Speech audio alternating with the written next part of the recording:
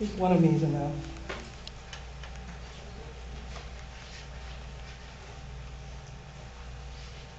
When Mite becomes Mite,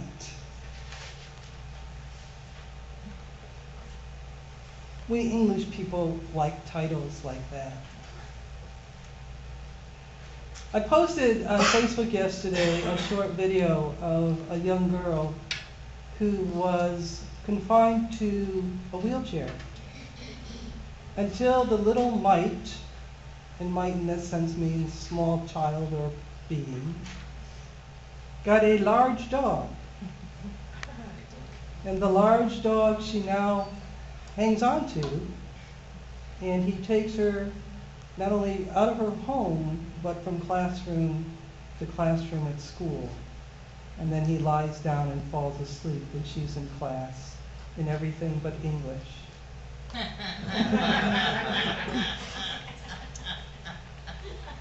And I use it kind of as a tease to say, come to church and hear about mites, you know, and little mites, little cute little people and cute little beings. I believe this is a familiar passage to all of us. It's the one that when it comes around, pastors go, yes, I can talk about money and giving and all that good stuff.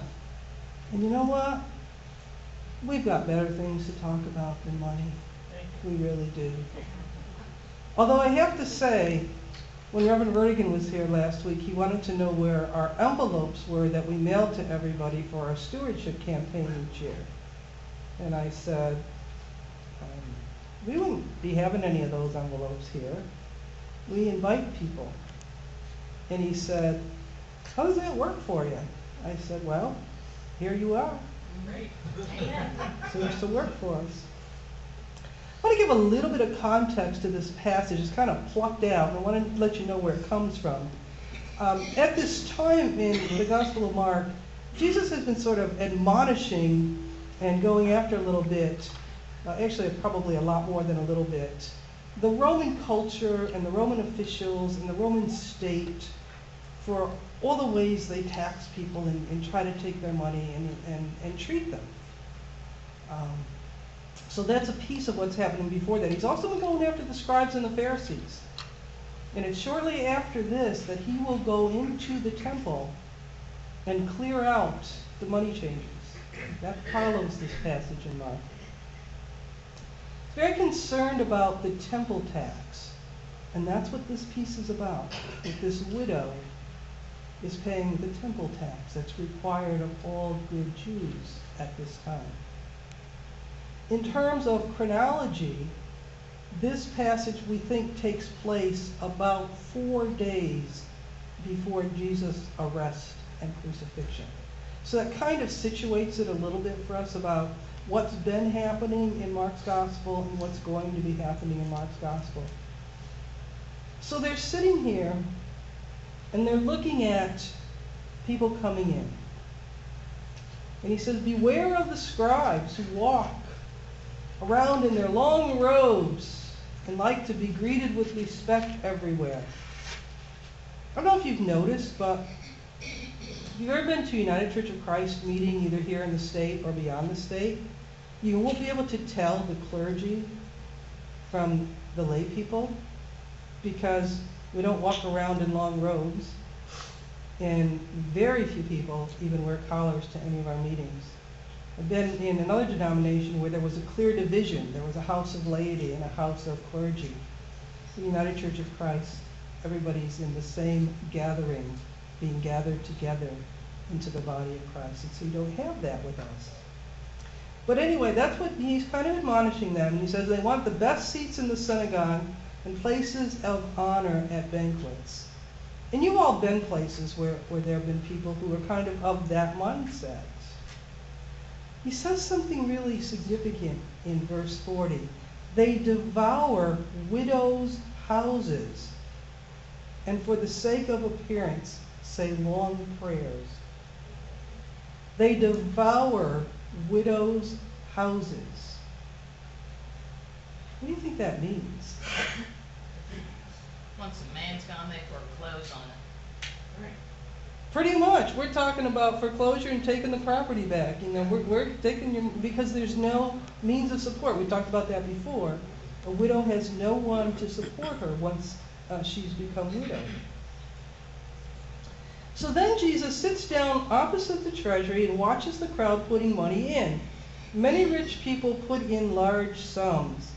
A poor widow came and put in 2 small copper coins worth a penny. Then he called the disciples. Significant. The widow is somebody we might not notice. None of the people sitting in the places of honor and putting in the large sums of money probably noticed her. But not only does Jesus notice her, but he calls his disciples then and his disciples today, and he says, I need you to notice this. I need you to notice this. And he says, truly, I tell you, this poor widow has put in more than all those who are contributing to the treasury. For all of them have contributed out of their abundance. But she, out of her poverty, has put in everything she had, all she had to live on. Is he applauding her for this? Is he praising her? Or is he simply noticing her and calling us to notice her? Earlier biblical commentators from decades or centuries ago would say, he's praising her, he's telling all of us this is what we should do. If that were the case, we'd all be receiving bags of food from Jill as she walked by, because she would have no car, or peanut butter and jelly sandwiches that were gifts to Phil and Kim because they wouldn't have that themselves. I mean, truly, is it our call to give every penny we have until we have no more? That's what he tells the rich young man, but we won't go there. That's a whole other sermon. No, that's not what he says. So why is he calling our attention to this nameless widow and asking us to notice her? She's like the little drummer. She's more than that. She, out of her poverty, put in everything she had. Significantly, listen to these last few words. All she had to live on. So what's going to happen to this widow who put in all she had to live on? She's going to die. She just put in all she had to live on. And there's no source of replenishment for a widow at this time. Blessings. She put in all she had to live on. It's a pretty interesting, it's beyond interesting. It's a significant issue that Jesus is calling our attention to. David Luce says, so what's the good news in this?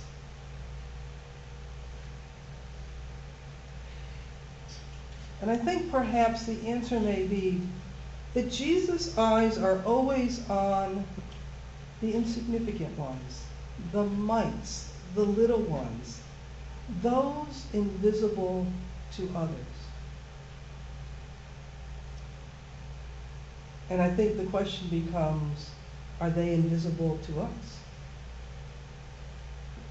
Are we too busy building our own temple to notice, to care, to reach out and touch with the compassion with which we've been touched? I hope not. I don't think we are. But we have to watch that doesn't happen. Because as you look around, this community or the larger community, or even other experiences you've had in other churches, there are a lot of places that are really concerned about the temple, and not so much about the call, the ministry, and the witness. One of the things I pondered this week was, what does this widow have to teach us? How does this mite become might?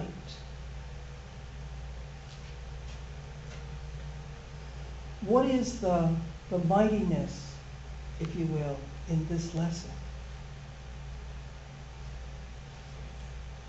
Perhaps what she teaches us is something about courage. Something about doing what you feel called to do when it may be perceived by others as nothing, or as something negative, or as something that cannot compare to someone else. Can you imagine going up to a temple where people are dressed in long robes of finery, and you are in widow's cloth, putting in 2 small coins? Would that not stop some of us in our tracks? How much do we care about what other people think? I don't know if you all remember, but I remember as a child, once a year, the head of the church that we attended would publish what everybody had given in the year before. And my dad would come home with that, and he'd sit down and he'd go through everybody's name to see how we compared to everybody else on the list. That was a culture of that particular church. And I think they thought that by publishing that, it would encourage other people to give more. What I think it did was make some people feel really small. You may have noticed we don't publish a list like that. We don't even have a list like that to publish. All we know, if you look in our bulletin, is how many people have pledged and the total. We also know that in addition to that, there are people that don't pledge, and that adds to our offer. But it's kind of interesting to put yourself in the position of somebody that you then compare yourselves to. We don't do that. I think another lesson that she teaches us, that's a gospel lesson, that is a lesson of the good news, is the lesson of human dignity and worth. The whole notion that, as we've heard so much lately on social media and in the media, all lives matter. That here's a person who shows us that no matter who you are beloved by the God who created each of us. And we may or may not feel small around financial issues. We may or may not feel small around other issues. I'm not worthy to be loved by God. People have told me that. God couldn't possibly love someone like me. I have to say, there was a time when I wondered that myself. How can you love me? And more than one time. going through different experiences of life, sometimes we get ourselves in situations and we just wonder. Or at least I did. I gotta honestly say, if you think this passage is about stewardship, it is. I'm going to talk about stewardship now. So Doris, hold the applause. Because stewardship is about what we try to do. It's about using the resources we have to take care of one another. Now, part of those resources are indeed financial, but part of those resources are sharing our time and energy with projects that need to be done. Part of those resources are being the voice on the other end of the phone, or the person's hand on the pen writing the note to someone, or whatever it is we do to take care of one another. Sometimes it's giving the gimp a ride home so she doesn't have to walk 7 or 8 miles. Stewardship is about taking care of one another and about taking care of the mites, of the little ones, of those that other people might not see. That's what we're called to do. And so this is a passage about stewardship. If you think this passage is about pledging, it is. It's about pledging, about giving your word, your sacred word, that you will listen for God calling to you in your heart and respond to whomever God puts in your path on this journey we call life. It's a sacred pledge, and we're called to it.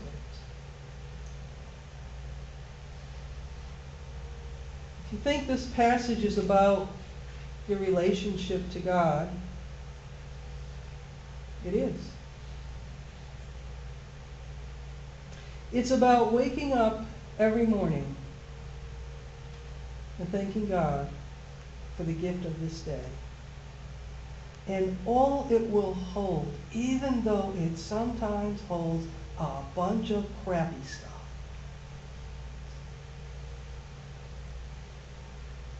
Because when my day holds the crappy stuff,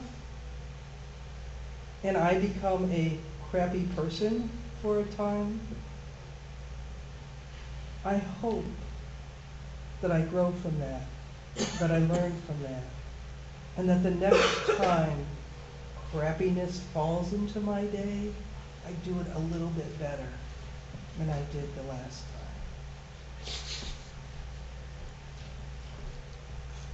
time. If you think this passage is about your might, M-I-G-H-T, becoming might, M-I-G-H-T, it is. I might do this, and I might do that, and I might do something else. But it's about that might becoming the might, the power of answering God's call, of being who you can be, of flowering to the most brilliant blossom because you're loved and you know it and you celebrate it and you share it. And when we do that, we get what it means for might to become might.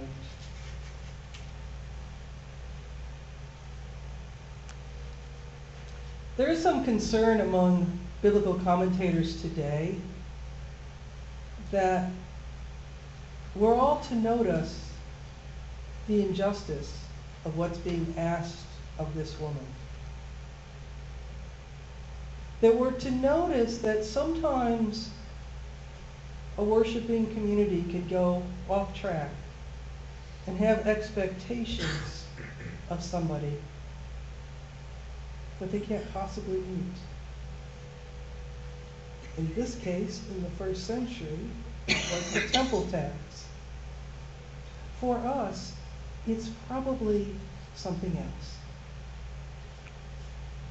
But always it's about our being in relationship with the God who loves us beyond our imagination. And trying as hard as we can to see others as Jesus sees us.